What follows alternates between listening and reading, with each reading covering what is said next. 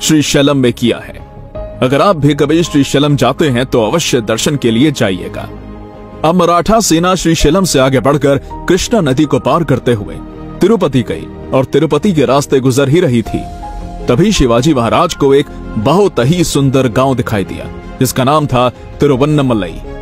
तभी शिवाजी महाराज के सामंत जनार्दन पंत बोले कि महाराज, यहाँ के स्थानिक लोगों से पता चला है कि एक समय में यह गांव हिंदुओं का तीर्थ क्षेत्र हुआ करता था और यहाँ पर श्री शिव और समोत्ती पेरुमल नाम के 2 भव्य दिव्य मंदिर हुआ करते थे। फिर शिवाजी महाराज ने सवाल पूछा, फिर आगे इन मंदिरों का हुआ क्या?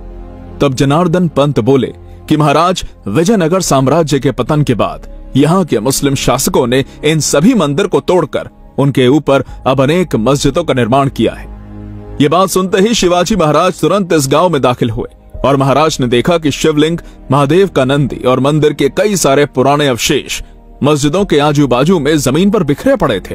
ये सभी दृश्य देखकर शिवाजी महाराज अत्यंत संतप्त हुए और कहा कि मजहब के नाम पर यहाँ कितना अधर्मिक कृत्य चल रहा है। महाराज ने तुरंत सरसेनापति हम्बीर राव मोहिते को इन सभी मस्जिदों को गिराने का आदेश दिया।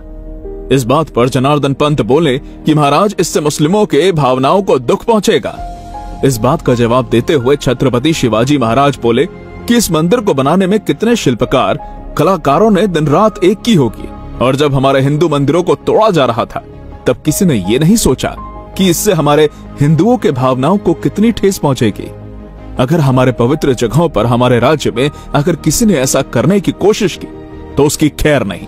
जिसके बाद छत्रपति शिवाजी महाराज के आदेश पर तुरंत इन मस्जिदों को यहाँ से हटाकर भगवान महादेव के मंदिर का फिर से निर्माण किया गया और हजारों गौ माता के दूध से शिवलिंग पर अभिषेक किया और इस मंदिर में फिर से ज्योतिर्लिंग की पुनर्प्रतिष्ठा की।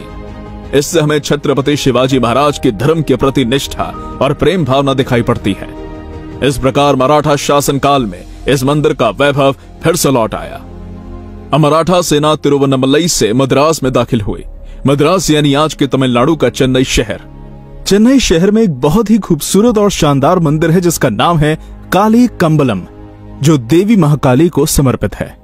3 अक्टूबर 1677 को छत्रपति शिवाजी महाराज इस मंदिर में पहुंचे और देवी महाकाली का दर्शन करके इस मंदिर में एक बड़े पूजा की आयोजना भी की और इस मंदिर को बड़े पैमाने पर धनराशि भी दान की। इस मंदिर के शिलालेख में छत्रपति शिवाजी महाराज का दक्षिण दिग्विजय का वर्णन हमें देखने को मिलता है। उस समय पूरे दक्खन में किसी सल्तनत में हिम्मत नहीं थी कि जो छत्रपति शिवाजी महाराज से टक्कर ले सके और उत्तर भारत का बादशाह औरंगजेब इसी आशा में जीता रहा कि एक दिन अल्लाह हमें जरूर कामयाब करेगा। पर मराठों के हाथों बार बार पराजय होने के दुख में औरंगजेब की मृत्यु हो गई और हिंदुस्तान को काबीज करने का सपना ही रह गया। और इस प्रकार आज हमने छत्रपति शिवाजी महाराज के दक्षिण दिग्विजय में किए गए हिंदू मंदिरों को जीर्णोद्धार और पुनर्निर्माण के बारे में जानकारी प्राप्त की। दोस्तों, आगे छत्रपति शिवाजी महाराज का दक्षिण दिग्विजय का ये तूफान किस प्रकार दक्खन की सबसे ताकतवर सल्तनत आदिल शाही की सीमा पर जा धड़का, जानने के लिए देखिए इस वीडियो का दूसरा पार्ट। तब तक आप चैनल को सब्सक्राइब करके बेल आइकन को प्रेस करके रखिए।